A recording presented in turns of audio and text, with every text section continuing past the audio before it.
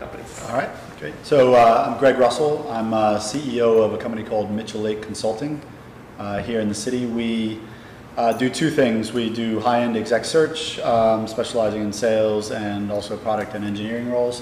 And we also have an on-site recruitment model. So I'm trying out the term embedded recruitment right now, so kind of floating that to see how that works. But basically RPO for really small companies, so high growth tech startups. Been recruiting for about 15 years, all here in San Francisco, so starting back in the dot-com boom and through the busts and all that. So definitely, saw some interesting ethical conundrums back in those days for sure. Yeah, and happy to be a part of tonight. I'm Marielle Smith. I'm the global staffing lead for Apigee, which is an API management platform company that is helping primarily enterprise companies empower APIs, apps, and data. I've been recruiting for about 15 years as well. Experienced the dot-com boom in New York and Los Angeles. I've been in the Bay Area for a couple of years now, and I've certainly also seen some ethical challenges and had lots of conversations around these topics. Hi, my name is Denny Oravec, and I am here. I'm the program director for the Candidate Experience Awards, an actual employee of the Talent Board, which is the governing body for the Candidate Experience Awards. Previously, I spent about 11 and a half years at Cisco Systems in their staffing organization, primarily working with their staffing systems and process re-engineering, program management, all that sort of thing. So, and prior to that, I was with Cadence Design Systems, also in their staffing organization as well. So. Hi, my name is Sarah. I run the technical recruiting group at Box. Before Box, I graduated from UC Berkeley. Go Bears. Yeah, all right, I like it. And then after that, sort of fun fact, I had what I called my first career. I was a competitive baton twirler on the world championship level. Oh my. It's much cooler than you're thinking. I know you're thinking like grades and fire, just 10x that. We'll have to talk later. Yeah, sure. Yeah. So did that for a long time, and then was looking for like, what am I going to do next? I was so passionate about that. Ended up finding a friend who was working at Google and recruiting. Thought, sure, looks interesting. I think I could do that. Really enjoyed it a lot. Got into the tech thing, and I was 6 months at Google. I was like, I need a startup. I got to get out. So I went to Box. I was the second person on the recruiting team. I started at 60 people, and as of Monday, we are 890. Yeah. And it's been a fun 3 years.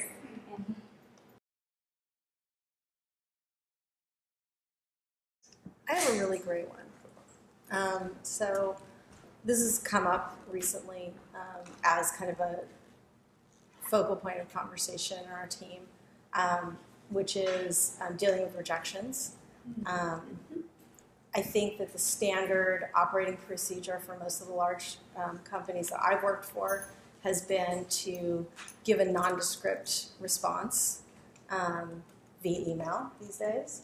And if somebody comes back asking for more detail, in many cases ignoring it, or giving again another nondescript response.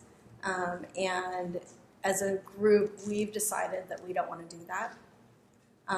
We want to actually give a professionally framed explanation to somebody. And we're working through how we can make that scalable and doable in our organization. But I'm afraid. I'm very afraid. I think it's the right thing, but I'm also afraid of the practical implications of it. I think I totally get that. It's the right thing. Yeah, totally get that. So I'd love to hear what people's experiences of that have been. We've actually, just to jump in, we've actually gone through something really similar with Box. So we haven't quite gotten there with standard email rejections, but we had something really interesting come up with on-sites over the last few years.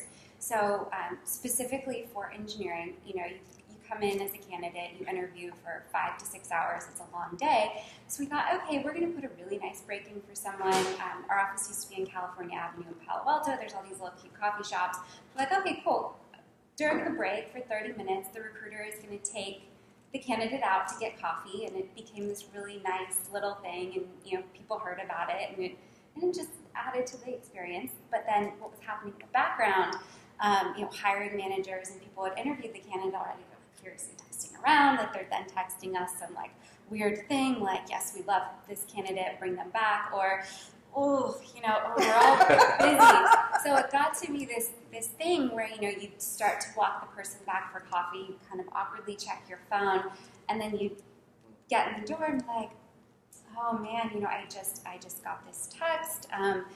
We have a site issue. You don't know to start at 60 people, so it's like, yeah, you could totally have a site issue, like no big deal. And it wasn't feeling great. It wasn't feeling right to do that. We didn't feel good about the experience that we were leaving for candidates. It felt totally wrong because they were, planning to spend 6 hours of their day. We're cutting them off early, super awkward. So instead what we did, we had one of our engineers build a tool for us, which basically allows us to do automatic feedback through text messaging. We're able to track it real time in a web browser, which is great. So we can keep track of our scores throughout the day. And if we see that a candidate's not doing well, instead of just giving them some weird, awkward, like, oh, site's down, or everyone got pulled into a meeting kind of an answer, we're actually able to go to them and, say, like, we really value your time. We've had a chance to collect some feedback already. While everyone really enjoyed meeting with you, it's not going to be quite the right fit for this role. There were some technical things that just, didn't quite work out, and then we try and give them a couple examples or follow up with them later just to be as transparent as possible and to do the right thing because they've taken their entire day off work. So that's one way we've solved it. We haven't solved the emailing back yet, though. That's a little good bit candidate. tricky. That's a good candidate experience. I think we do it have good really is. candidates. It's a very good candidate experience. That's a great experience, and it's incredible that you guys have engineered that, right? But what if it's not? What if the feedback isn't, oh, he's technically wrong or she's technically wrong? What if it's they're really weird? Cultural Yeah, feedback. Cultural feedback. Cultural feedback. Yeah. Issues that come up. Then how do you handle that? Yeah, so with those, I think it's so much harder to tell someone and like look them in the eye and say, you just don't personally fit into our organization. So say, you know what, it's just not quite the right fit. The team wasn't really feeling the connection. And it's a really hard thing to look someone in the eye and tell them that, but we found that if you can be honest with them, most of the time people are really receptive. But it does get really awkward, and like you really have to like go in like I'm going to do this. And I think it's not it's not a science, right? But I think for me, whenever something comes up and when I don't know, is this the right thing to do? Is this the right thing to do ethically? I kind of, my test, I guess, is just to try and put myself in the other person's shoes, or the recipient's shoes, or whatever it is, whether it's a rejection or a message, whatever it is that's going on, and what should we do here? I kind of try and put myself on the receiving end and say, what would I feel about this? Would that, it's not always, am I going to feel great about it? Especially with rejections, you don't always feel good about getting rejected, right? But it's, do I feel like this was, on the up and up? Would I feel, maybe disappointed and hurt, but I understand and I can move on, right? And so it's, I don't know, ethics, I guess, like recruitment is not rocket science, but it's, it's kind of, does it pass your own test of what's right and wrong? You have to ask the question, I think, is it ethics or is it something else that causes you to make the choice that you make, right? So ethically, obviously it's wrong to tell a candidate that they were rejected because of some reason that really wasn't the real reason. Ethically, that's wrong, because That's not fair to the candidate in the long run. You know, when they go to apply for another job, somebody might give them the true feedback, and then they go, oh, but that's not what so-and-so said to me, you know. So you have to determine whether the right thing is whether it's an ethical issue or whether it's a transparency issue, or what is, you know, are you going to lie to the candidate, or are you going to tell them the truth? If you tell them the truth, are you going to have a lawsuit on your hands? You know, that's probably our ethical decision as recruiters and as people who hire folks. You know, if you tell them the truth, you're going to have a lawsuit on your hands. And so, therefore, in your situation, you know, I'm really pleased to hear that you're trying to figure out a way around that, because you want to be as transparent as you possibly can within those reasonable limits. Exactly. And you can be vague, and is that helpful to the candidate in the long run? So it's there's so many gray areas that you just really have to think about. It's a good point, I think, to kind of really ask yourself, what's giving me pause here? You know, is it simply that I'm uncomfortable? It's going to be uncomfortable conversation, or is it, hey, there's a bigger issue here? Yeah, I think that's really good. Right. I sort of do a self gut check, and then I always think, what would my mom think what I'm doing? And which happens to be one of our values at Box. Make your mom proud, and asterisk, unless she's really evil. But and my mom happens not to be evil, and she happens to be a lovely, lovely person. And so I usually try to ask myself, okay, what would my mom think of me in this situation? Would she be proud of me for telling someone this? Would she be proud of me for telling I'm lying, or saying something very HR inappropriate like that, or something really awkward, or so I always try and ask myself, and then try and think about my mom and what she would say about me, and that's sort of my double gut check. And then there's always the, are you going to get sued? Yeah, you just sort of, what if it appears on the newspaper the next day? Yeah, that's bad. That's bad.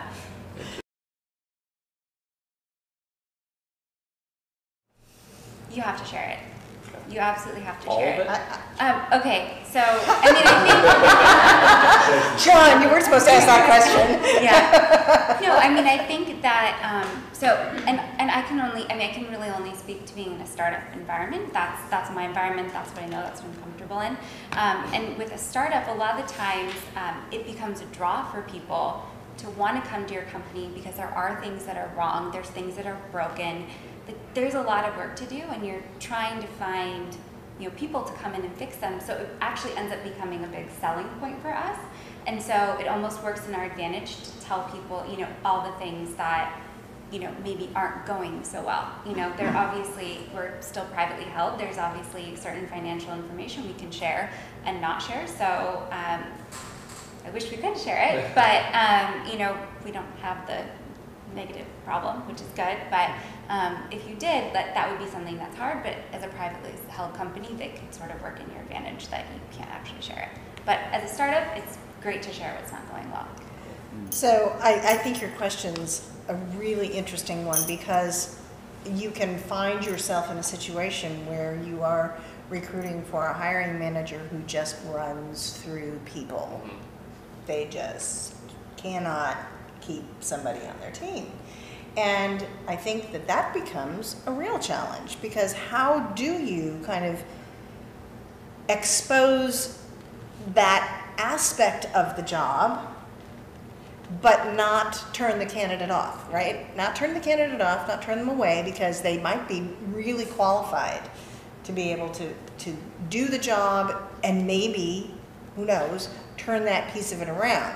Now, will they turn that manager around who runs through people or runs over people, whatever that manager does? Who knows? But even if they were able, if you knew they were going to be a valuable asset to the company, how do you do that? And I'm curious to ask some of these recruiters out there how they do that, because that's always a conundrum, in my opinion, from a recruiting perspective.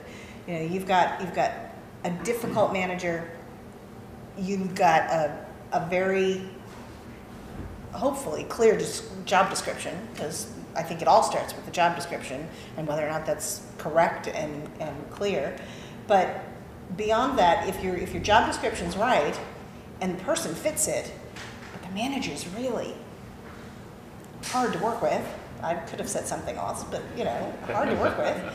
How do you approach that with a candidate? You know, I'm curious to hear. Can I ask a follow-up question with that? What, do you feel any obligation to say to that difficult manager's manager, this person is making my job impossible? Like, what's your obligation to the company? You know? Yes, and I fully agree with you. I do think that it is either the recruiter or the recruiter's manager. So the recruiter's manager, the recruiting manager for that organization, you know, if hopefully they have open and clear communication, always that's the key. But if the recruiter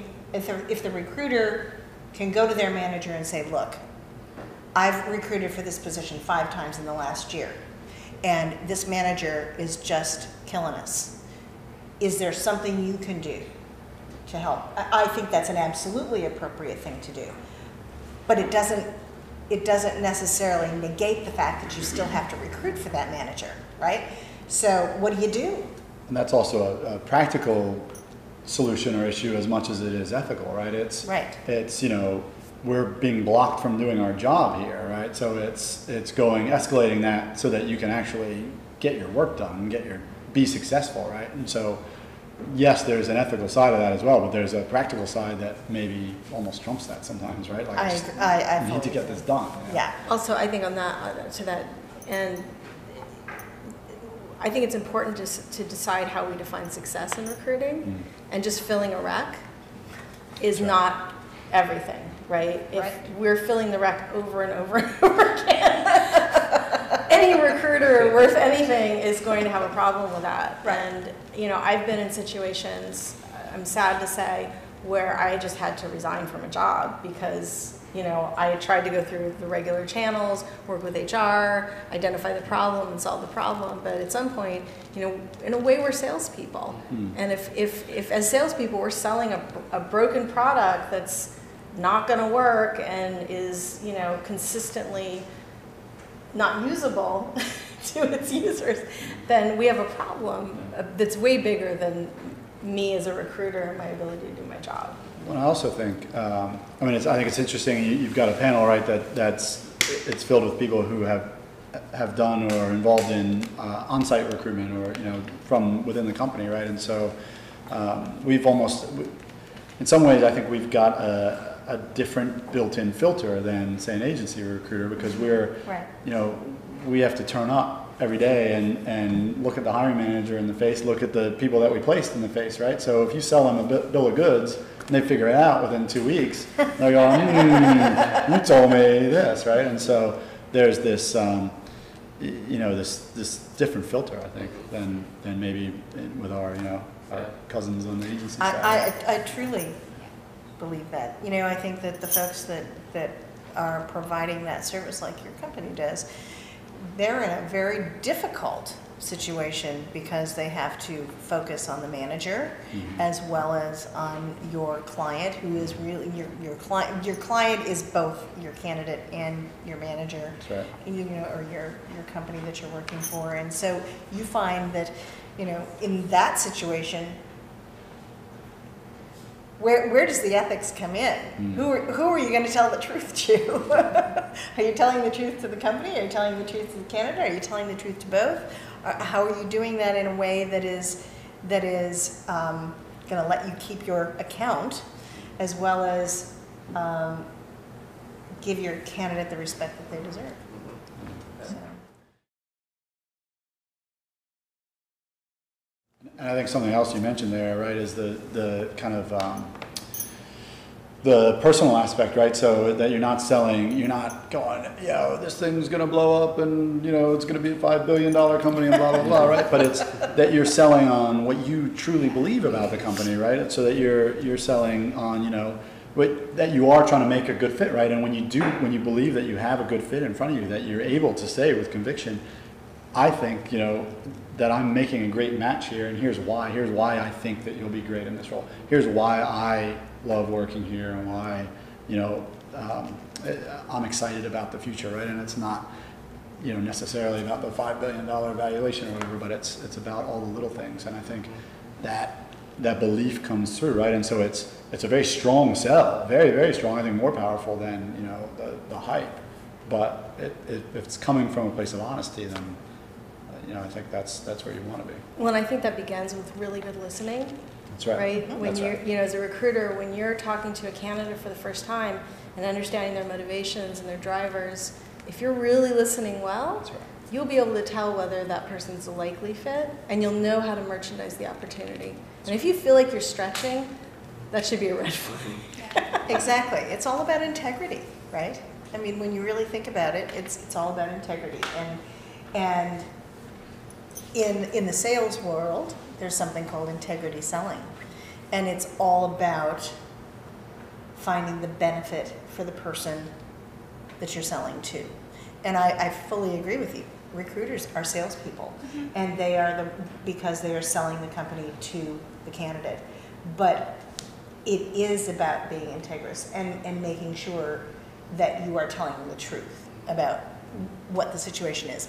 More specifically, and I agree with you, Greg, the benefit for them, not just, you know, that, you know, the company's going to be worth $5 billion in 3 years, you know, which could or could not happen, because I'll tell you, I joined Cisco in the year 2000.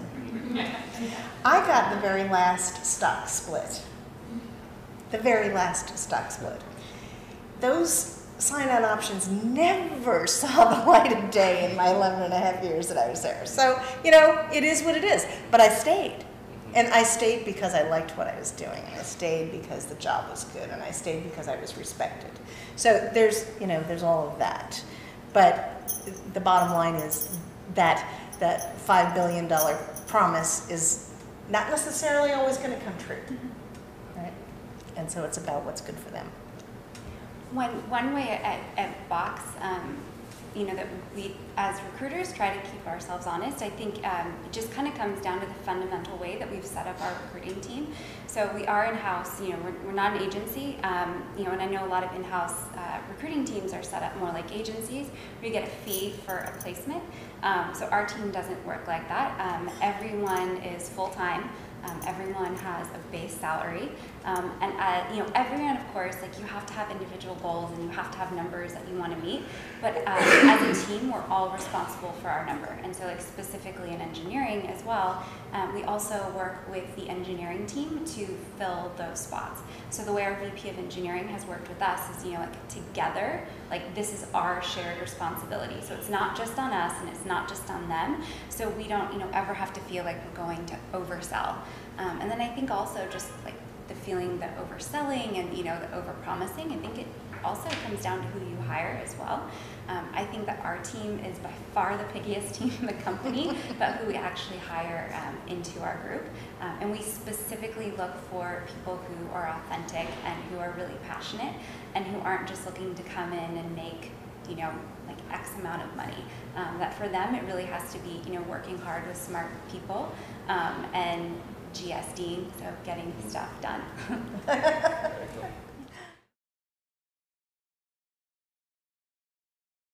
web and that person's potential to work for your company. I find it horribly awkward.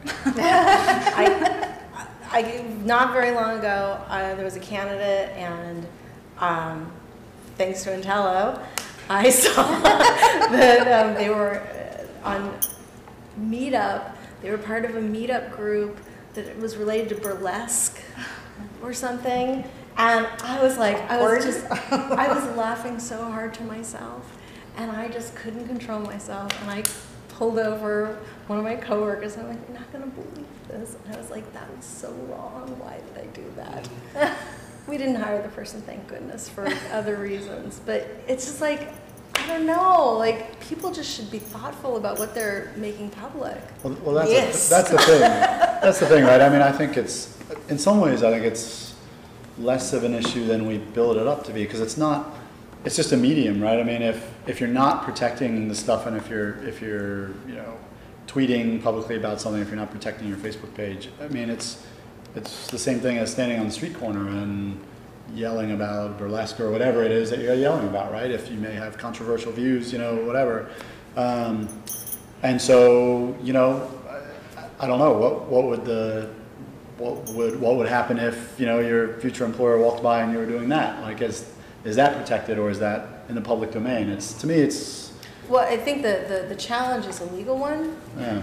Almost more than, for me, it's mostly a legal one, because I know our team, and I know that no one, we don't discriminate. I mean, shouldn't say that, but I believe we don't really discriminate against anyone for any reason at all.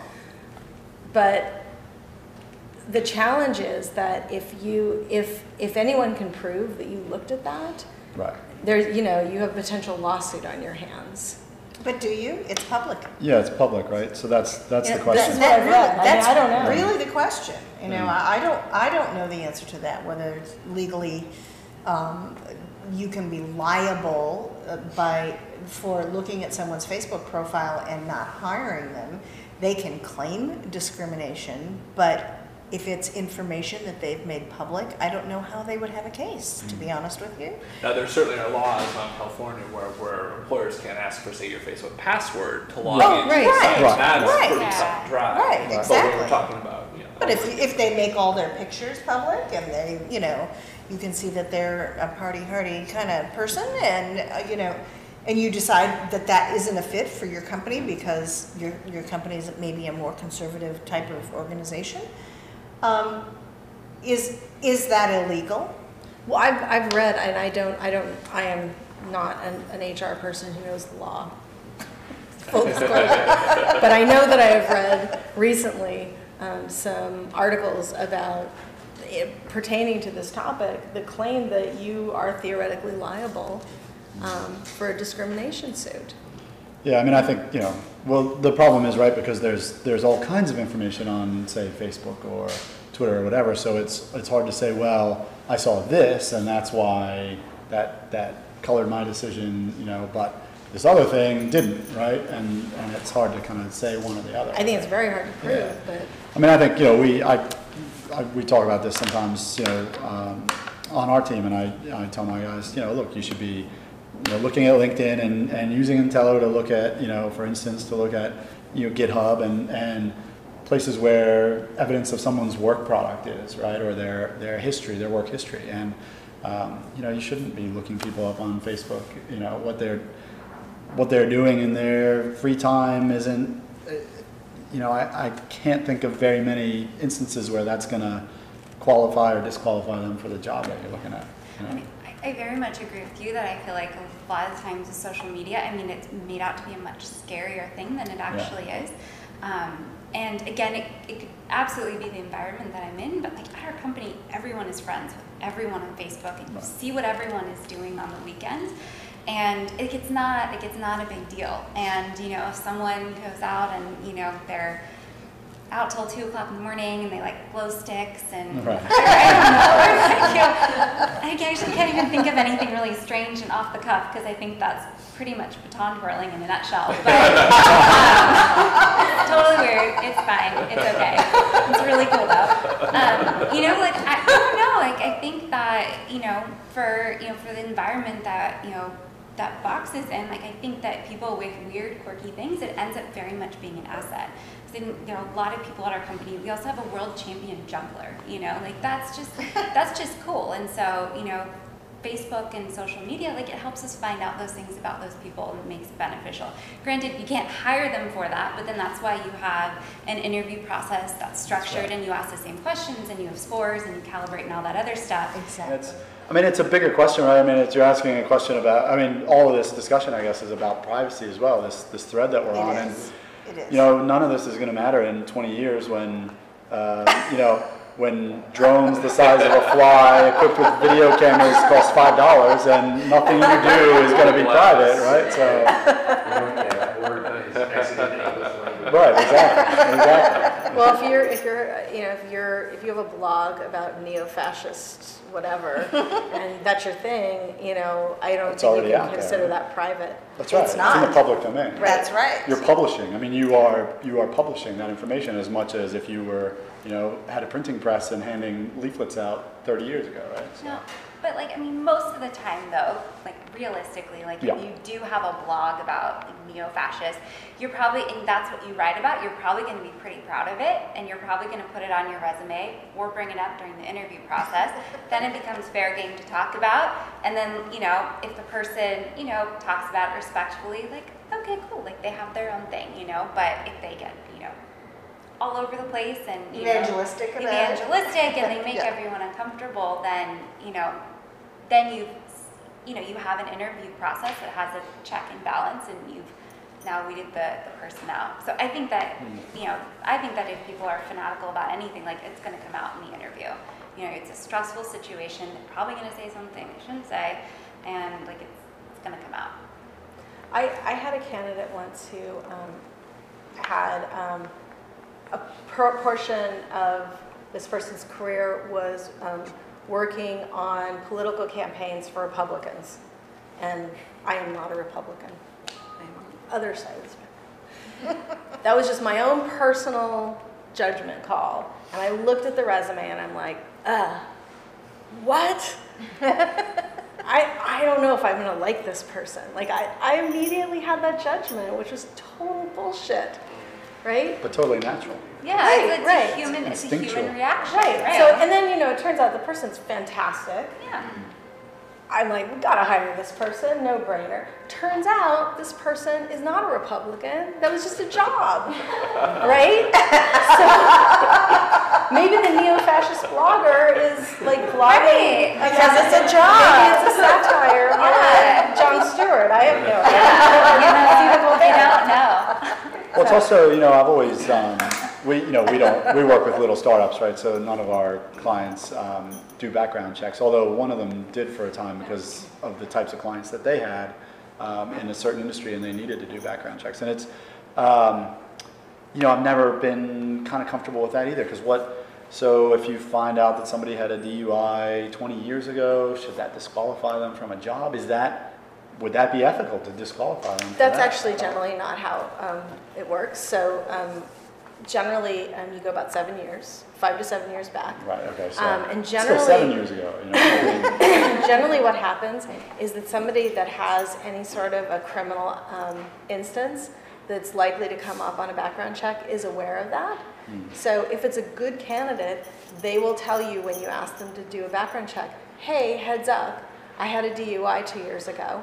I want you to, full disclosure, that's going to come up when you do the background check. And in every place I've worked, we've had those instances because DUIs are pretty common, and we don't. That's Right. not a It's a reason for non-issue, not. right. It's not a Right. reason to not hire. Right. What about 7 DUIs? Maybe a little I more. think that's possible, actually. But what I always find amusing is the people that don't say anything, and then some felony appears on their background check, and then you're like, okay, that's a problem. That's Don't you real. ask that though in the application process? Yeah, If they say they do. no, Yeah. then basically they lied, and that's Yeah. kind of just automatic disqualification. Exactly. Let alone felony, just they lied to you already. I mean, kind of off topic though, I mean, like all of this about like, interview process. I mean, the interview process is inherently flawed. You're going to have people who slip through, and then it's really important to have, again, some sort of, check and balance and training, and then be able to give people the right tools to, give feedback, and then, if it's not right, let the person go. I mean, that happens. Not everyone that you hire is going to be a fit. Well, and to that point, the interview process is very much not perfect. It's not. And Yes. even with very thorough training of your interviewers, it is a very subjective process. Yep. That's right. They're best. There are going to be people who ask the wrong questions. Well, and there are people who are going to not ask the wrong questions, but they're going to make decisions based on the wrong. So I guess my response to that is, how do you feel about that? And in your heart, as a good recruiter, as an ethical recruiter, how would you feel about it? How would you, going back to what Greg said, put yourself in their shoes, and how would you feel about it?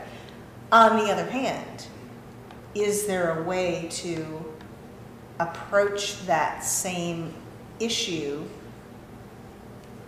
to say to the candidate, you do understand the risks of joining a startup, right? You do understand that while today it looks like everything's rosy, something can happen. You just never know, right?